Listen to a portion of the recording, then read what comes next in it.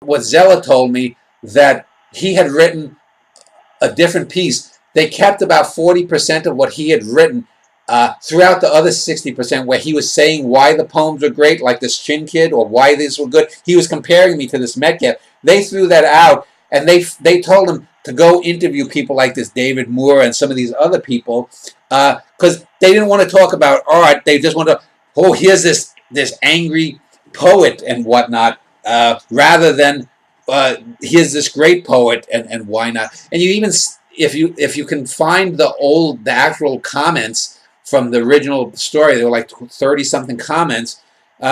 Even there, some of these idiots that write in, you can look at those two sonnets and they're, oh, those sonnets aren't much. It's like they're both, there's Jenny at 5 at her telescope and Midnight at a White Castle in Bloomington, Minnesota. These are, especially the White Castle one, this is one of probably the top 10 or 12 sonnets ever written. And the Jenny at 5 is again, a deeply moving portrait of a child that's dying.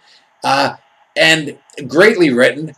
But not, these people, they don't want to talk about art. They didn't want to talk about it then, and so Zella had to do that. And Zella said that then he interviewed all these other people, and they still edited it down to make it more negative. And he sort of repudiated the story. He told, I think he said, for about 2 years.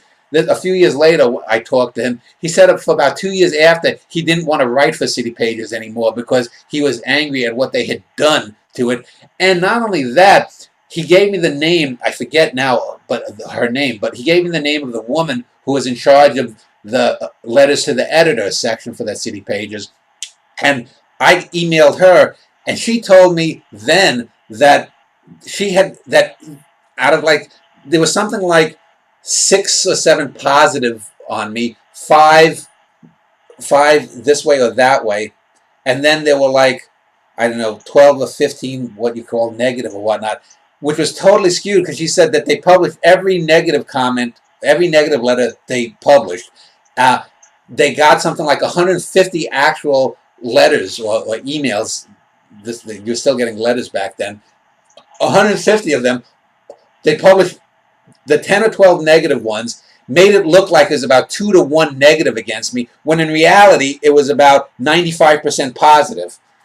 And that woman said too, that was one of the things that made her quit. And I can't remember her name because it's now 18 years since that was up. But that shows, you know, as much as Donald Trump is an asshole, the media has always made up things. They have always made false facts. That's a perfect example where the vast majority of readers, it got more letters from what I remember, that by the year 2000, there may have been a story since in the last 2 decades since that have gotten generated more press, but that one got more responses than any other article they had ever written to that time, and it was 95% favorable. They made it look the exact opposite, and it's a shame because if you look back historically, and someone in 50 years, when everyone here involved is dead, they're going to say, what the fuck was that?